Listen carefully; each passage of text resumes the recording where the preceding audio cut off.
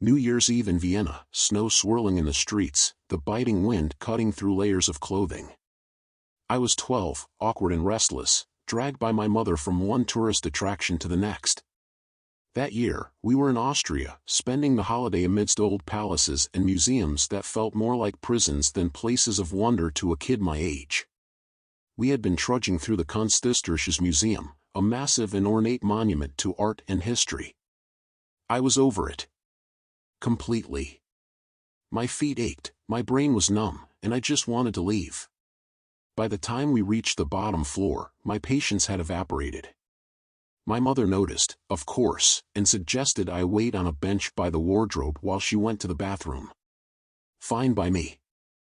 I flopped down, exhausted, staring blankly at the people coming and going through the heavy museum doors. The air was cold and smelled faintly of dust, the type of smell that clings to ancient places. I pulled my coat tighter and sat there, counting the minutes until we could finally leave. And then, out of nowhere, he appeared. He was impossibly tall, towering over me like a fucking shadow that had come to life. His smile, it stretched across his face in the most unnatural way, like someone had carved it into his skin. It wasn't a friendly smile, it was grotesque, twisted, as if his face couldn't decide whether to be welcoming or terrifying. His eyes, though, were the worst. They were wide, unblinking, bulging out of his skull like he hadn't slept in years. The kind of eyes you see in nightmares.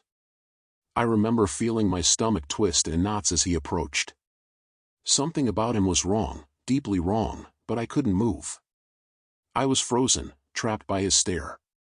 He started speaking to me in rapid German, his voice high-pitched and eerie, like he was trying too hard to sound pleasant. I didn't understand a single fucking word. I don't speak German, I stammered, my voice trembling.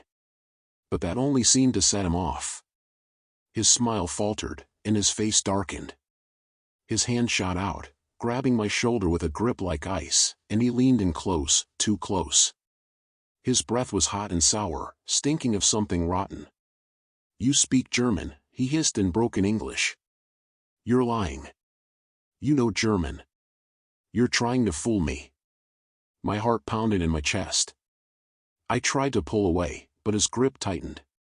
His voice shifted from that fake, syrupy sweetness to something much darker, more menacing. He wasn't just accusing me of lying, he knew something. Or at least, he thought he did. His eyes bore into mine, wild and unhinged, and for a moment, I was sure he was going to do something awful. Maybe drag me off, maybe hurt me right there in the middle of the museum. I could feel my pulse in my throat, could hear my blood rushing in my ears. I wanted to scream, but no sound came out. My mouth was dry, my tongue heavy. I was trapped in this silent terror, paralyzed by his grip, his smile, his insane eyes. And then, as if by some miracle, my mother returned. She rounded the corner, completely unaware of the scene unfolding in front of her.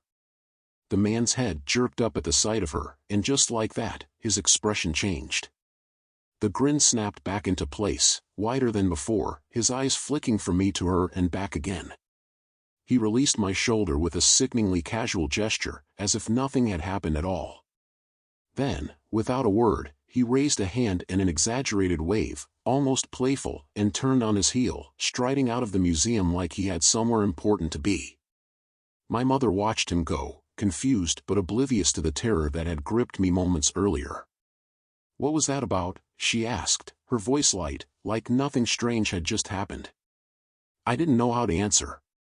My body was still shaking, and my mind was struggling to process what had just occurred. I stammered something about the man speaking German, but I didn't know how to explain the rest, the strange accusations, the terrifying shift in his tone, the way he'd grabbed me like he owned me. Before I could say much more, an elderly couple approached us. They had been nearby, watching the entire encounter with a mix of curiosity and concern. The woman, her face lined with age and wisdom, shook her head as if to dismiss the whole thing. "That man," she muttered in heavily accented English, "is very strange. Best not to worry about it, but you should be careful." Her words were meant to comfort, but they only left me more unsettled. We left the museum not long after, but I couldn't shake the feeling of his hand on my shoulder, the way his fingers had dug into my skin. His smile haunted me for years, his wide, ear-to-ear grin, like something out of a twisted horror story.